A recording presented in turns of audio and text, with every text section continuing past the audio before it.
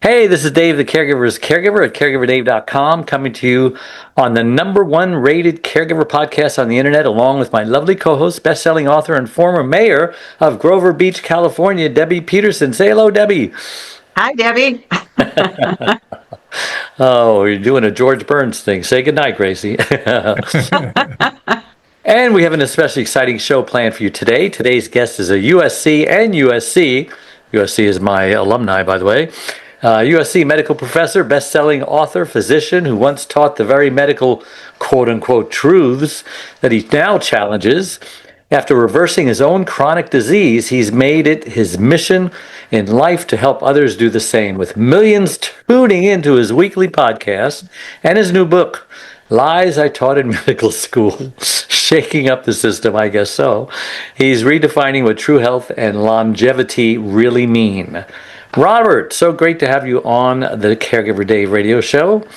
Well, likewise. Hi, Dave. Hi, Debbie. I'm a fan of your program, and so it's great to be here today. I'm really excited about it. Love fans. Why don't we get right into the questions that caregivers have on their mind? Sure. On your personal journey, what health crises inspired you to question medical teachings, your own teachings actually, and write this book? Yeah, I mean, that's a great question. Like a lot of people in this space, they've been drawn to it through a personal event or personal calling. And for me, I was basically working as a medical school professor, minding my own business when I came down with 4 chronic diseases. And I went to my doctors, and they started me on a medicine for each one of them. And surprise. Yeah, and they sort of mumbled something about lifestyle, but when I really pressed them, I said, what about lifestyle? They go, well, it doesn't really work. So you're going to be on these medicines for the rest of your life, so get used to it. So at that point, I knew enough about medicine and these diseases that I knew it may not end well. And so it forced me, out of self-preservation, to really take a deep dive and question what I believe, what I understood to be true, and what many of my colleagues are still teaching about these diseases. And I realized there'd been a revolution in knowledge compared to what I had understand. And make a long story short, I was able to adopt changes in my lifestyle, relatively simple ones, and in a fairly short period of time, reverse the symptoms. And when I went back to my doctors, the labs had returned to normal. They couldn't believe it. They thought the machines were broken. And I basically went off all medications. And so now I've made it literally my mission in life to help other people take back their health with an understanding of this possibility, and hopefully not make the same mistakes that I made. Would you be interested in sharing what those 4 chronic diseases were? Absolutely, yeah. And there were 4 diseases. One was a type of arthritis called gout. Another one was very common disease, pre-diabetes. Another one was hypertension. In America today, most people have hypertension or high blood pressure or are under treatment for it. And then finally, the last one was dyslipidemia, which was abnormalities in blood sugar. in blood fats, and there are prescription medications for each one of those. And I was put on that. And actually, the 4th one, hypertension, gout, prediabetes, and dyslipidemia. And it really, and I basically, my understanding sort of transformed through six basic things, or some revelations about these diseases that really helped me take back my life. And other people can do it too. It's not necessarily specific for me.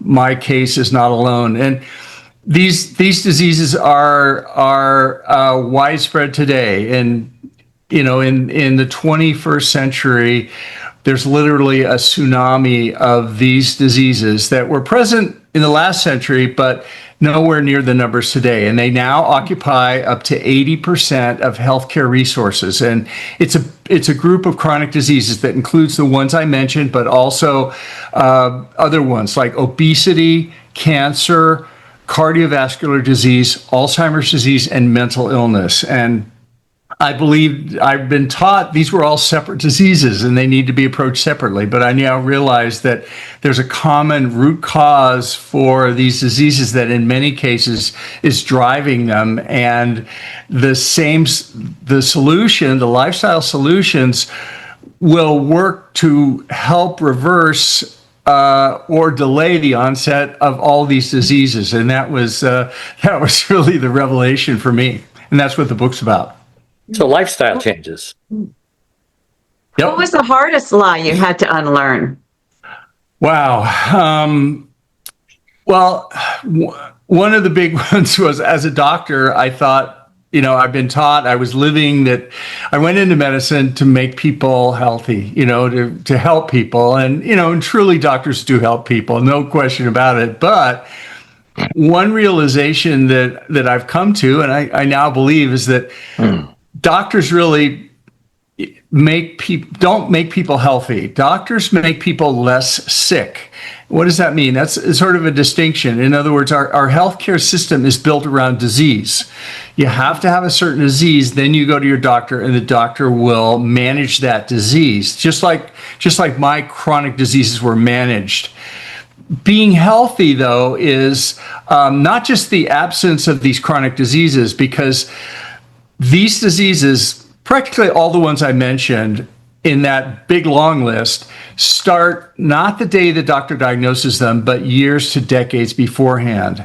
And this, being aware of that, changes the way that we can all look at the way we live our lives, because we're all on the path to getting one of these diseases. Statistically, you, me, and all our audience, we're going to die of one of those diseases, most likely on that list. It just happens that way. So begin thinking about disease as something that's brewing at a subclinical level. Just because the doctor hasn't diagnosed it doesn't mean I don't need to watch my lifestyle. In fact, if I wait for the doctor to make the diagnosis, I wait until I can't remember where my keys are and the Alzheimer's kicked in, or I wait until my blood glucose is across the line for diabetes, or I have a tumor, a cancer tumor, I've missed a tremendous opportunity for prevention or delaying the onset of the diseases. And that's the message that really we get to make ourselves healthy, we as patients, and we do it every single day when we wake up by the lifestyle choices we make. In the morning, we decide when we get up, we decide when we exercise, when we're going to go to the gym, what we eat, what we put in our mouth. Every single day is a decision that affects our lifestyle and affects our chances of getting different ones of these diseases. Isn't Big Pharma changing the hierarchy of what you just described with ads directly to consumers and patients on television? How's that working out? Yeah, that Big Pharma is... doctors are coming to you and telling you what's wrong with them. Yeah, I mean... Sorry, not doctors. Patients are coming to you. Yeah, and it happens all the way across the health industry. My mom was a dietitian, which is a food specialist, and her conferences, you go to them and they're sponsored by Coca-Cola and McDonald's and junk food makers, and they influence the education that nutritionists are taught. Well, it gets even worse. For doctors, as you say, Dave, doctors' medical education is funded or heavily influenced by pharmaceutical industry. And it gets even worse through what you also mentioned, Dave, was that the United States is one of only 2 countries in the whole world that where this is legal, and that is for pharmaceutical companies to advertise prescription drugs on television. The only other place is New Zealand. They haven't figured it out either. Well, what's wrong with that? We've all seen the ads. If you turn on CNN, you're bombarded with side effects and everything else. Well, what could be wrong with that? It's free speech, right? All that blah, blah, Well, actually, it's very wrong, because it's a corrupting influence of... Basically, the networks are paid for by pharmaceutical ads, and politics aside, and their commentaries. The current administration, for the first time of any administration, call them Democrats or Republicans. I love my Democrat friends. I love my Republican friends. I wish they'd get along more. But for the first time, politicians are now talking about making it illegal for pharmaceutical companies to advertise on TV.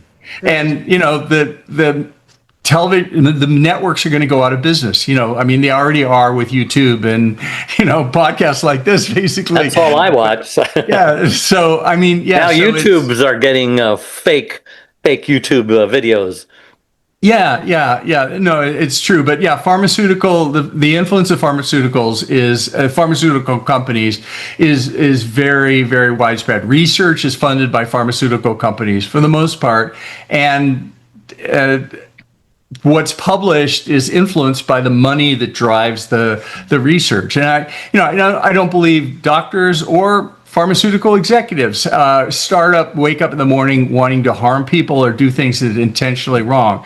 It's a slippery slope, and there are all kinds of conscious and unconscious financial and other pernicious incentives in the system that makes it the way it is today. And that's what we have to look at, I think, and really just become more aware of them, become more conscious of them, and begin to address them. W. Well, what about, metabolic dysfunction? Then how does that syndrome link chronic diseases? And then why is it ignored in medical school? I think you'd said at one point. Yeah, it's getting better, when I went to medical school, but it's still not ideal. Metabolic syndrome is simply an underlying basic dysfunction with obviously metabolism, but it has to do with things like insulin resistance, inflammation, oxidation. And as it turns out, these are the drivers that are the common root cause for all those chronic diseases I mentioned. So a healthy lifestyle, metabolically healthy lifestyle, like I adapted, that I talk about in the book, will make our metabolism better, and the same things will improve our chance of cancer, heart disease, diabetes, mental illness, and even the type of arthritis I had, and they're all linked together. And the really scary thing is there are 5 basic criteria for metabolic dysfunction, 5 simple symptoms. And there have been a couple big studies that have shown that when they look at adult Americans, fully over 90% of adults have at least one of these symptoms of metabolic dysfunction. And no surprise, most adult Americans are ill, and most are metabolically ill. So that gives you kind of the scope of the problem. Is your book on Audible? It is. Sounds like I need to write. I've got phase 1 hypertension, so I'm on 2 drugs for that. I tried to go off of them and tried to exercise, lifestyle changes. And, I was still over the traditional, 120 over 80. So I went back on them. But so you're healed of hypertension, you're healed of gout? Yeah. And it gets even worse. I'm very critical of Western medicine, Western in the sense of allopathic. It's not East versus West, but just sort of modern medicine. I'm very critical of it in this book. And people are probably thinking, wait a minute, you're the problem. You're a medical school professor. You're teaching this stuff. And that's true. I get it. I take it on. But I am critical of it, and I think it needs to change. And even today, but having said that, even today, if I get hit by a car out in front of my house, I'm going to want Western medicine to, get a blood transfusion, fix my fracture, take out my ruptured spleen, all that. But the problem is, the big problem is that these chronic diseases, which were, like I said, they were around in the 20th century, in the 21st century, they now take up 80% of our healthcare budget. But it gets worse. When Western medicine in the 20th century truly transformed our lives, those of us who are around back then. You think about it, the pills, the surgeries that were invented made the world truly a better place. Largely through public health measures and other things like that, but they worked. They changed the world. Life expectancies increased. Absolutely. And the problem is, in the 21st century now, with these chronic diseases that are exploding, as I said, in biblical numbers, when we take the same pills of surgery, just like the pills you got, Dave, the pills I got, or even surgeries, and we apply them to these chronic diseases, they may work for the acute symptoms. In other words, your blood pressure may drop, or the chest pain may go away, but the underlying disease continues to smolder on and gets worse and worse and worse in many cases. And the interesting thing is, when we treat them with lifestyle, they actually stop. In other words, we can reverse them in many cases, like diabetes. 1/3 of adolescent children in America have diabetes or prediabetes, and we're approaching 50% of adults. And diabetes is a risk factor for all the other chronic diseases. It's inflammation and insulin resistance. Well, when diabetes is treated with insulin, and don't get me wrong, insulin is life-saving, no question. It keeps me from dying of hyperglycemic coma and this sort of thing. But when I put on insulin and other drugs to manage my diabetes long-term, there are chronic complications. Diabetes is a chronic progressive disease when treated that way. What are the complications? Amputation. Number one cause of surgical amputations is diabetes in America. Number one cause of renal failure and dialysis is diabetes. Blindness. It goes on and on and on like this. But the interesting thing happens when we treat type 2 diabetes, which is 90% of the cases.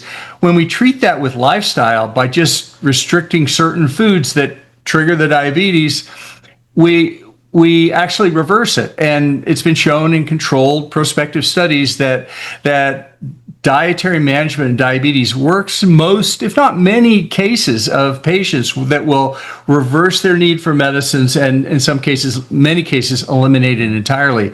When we manage diabetes through lifestyle, it's no longer a chronic progressive disease. In other words, the disease stops and you don't go on to get blindness and renal failure and amputations like you do when you manage it the other way with the pills and surgery. I have way too many questions for you in the 10 minutes that we have left. Why don't you just take the most important stuff and talk about those, because I don't want to miss something. Like most important of what would you like? What our caregivers really need to hear most about. I mean, I've got a list of questions that I got from your website, but prioritize them. Yeah. I think don't underestimate lifestyle, and let's talk about cholesterol. Everybody has high cholesterol, right? Yeah. I mean, and high cholesterol, the American cardiology community, American Heart Association is focused on cholesterol as the cause of heart disease, and heart attacks are the number one killer, that statistically we're all likely to die of. So it's a big issue, no question.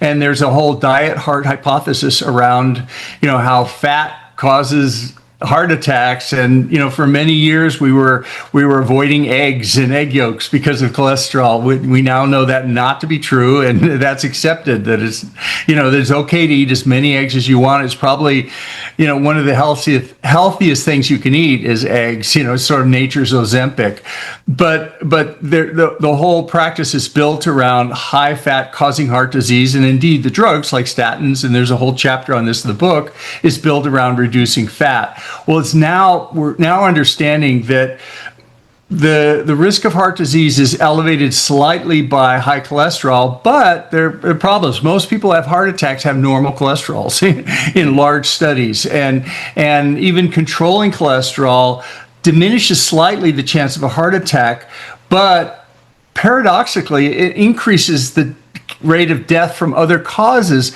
which means the overall death rate isn't significantly changed in many studies. This is called all-cause mortality. Majoring in the minors.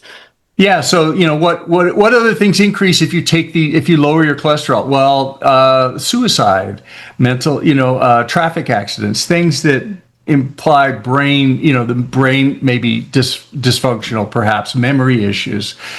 So it's basically. Yeah, we now know that there are other factors that, if cholesterol is not the big issue, what's the big issue? Well, we know that risk, or what's called hazard ratio for a heart attack, is influenced much more strongly by things like smoking. We all know we shouldn't smoke, but also things like inflammation and insulin resistance, things that are like diabetes. And how do you get inflammation and insulin resistance? You get them by a high carbohydrate diet. So what does that mean?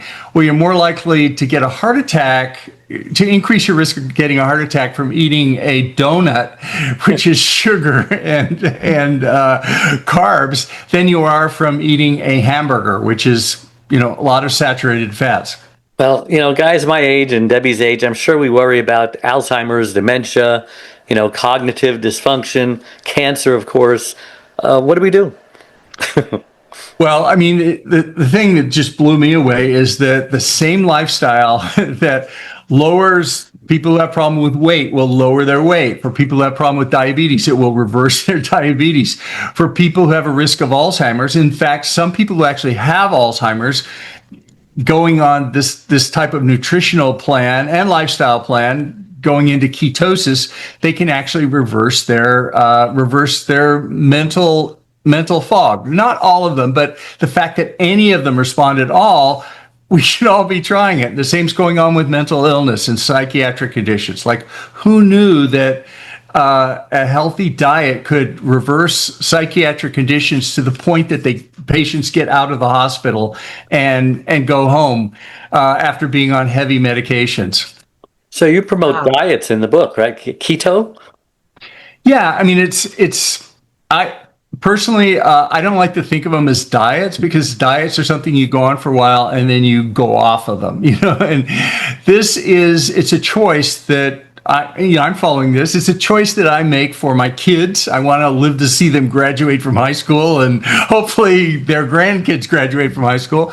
But it's a choice. So it's a lifestyle choice that I've made, and I realized that by changing the things I eat and giving up some things, but embracing other things that I didn't think I could eat before, like butter and avocados and steaks with lots of fat on it, that are actually healthy. Fine, I'll give up the sugar and the carbohydrates because I'd rather live to see my kids and enjoy your steak. Debbie?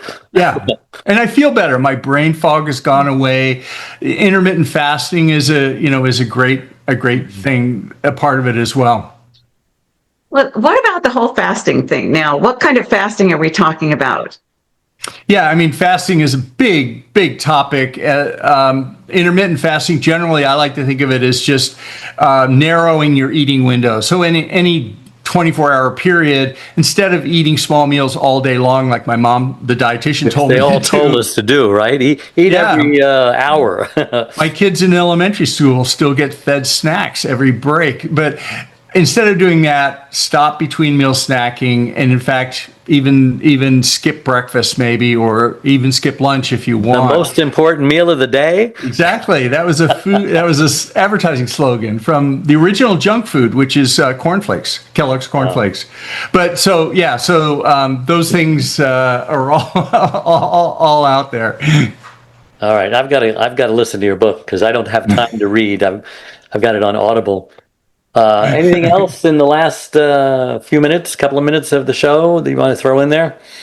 Yeah, I think, people always ask me, he said, gosh, you've written this book about, you spent your career teaching medicine and then you realize that a lot of it is wrong, right? Well, that's the nature of medicine, You got to repent science. Before you go to heaven, huh? That's the nature of science, that, things are always changing, and what we know now is probably going to be different very quickly. However, it is accelerating much faster with AI. Our knowledge, some people are saying the next 10 years there's going to be as much science discovery as in the last 100 years with AI and everything. But what they ask, aren't you depressed about this? And actually, no, I'm very hopeful, because I think it's a new era of health, and where individuals like all of us, get to take control of our own health. We get to be the CEO of our own health. And fine, doctors are important. When I get sick, I'll go to the doctor. But if I want to stay healthy, that's on me. And I, like I say, the lifestyle choices, like I mentioned, getting up every morning, making those choices, choosing the things I do. And there's more and more information out there about healthy lifestyles and what a difference they can make. And arguably, the healthy lifestyle is the single most powerful medicine that most of us will ever have access to in our lives. And, hey, I'm a doctor. Doctors aside, we have powerful medicines, but nothing like lifestyle. Are we within the realm of possibility in 10 years with AI that cancer will disappear, that Alzheimer's will disappear, that heart disease will disappear? Or is that too much to ask? No, I think, the pace of AI is happening so fast. I mean, the current frontier large language models have just passed the math gold Olympiad. They're passing similar superhuman levels in physics and engineering. And this is going to apply to biology as well. And we're seeing more and more of this. Demis Hamas from DeepMind is talking about curing all disease. And so I'm open to that. I think we're going to see things that are just going to blow our minds in the next 5 years, not 10 years, but 5 years. Wow. Well, we've run out of time. How can people get a hold of your book? It's available at your public library. That way you don't have to pay for it, or you can.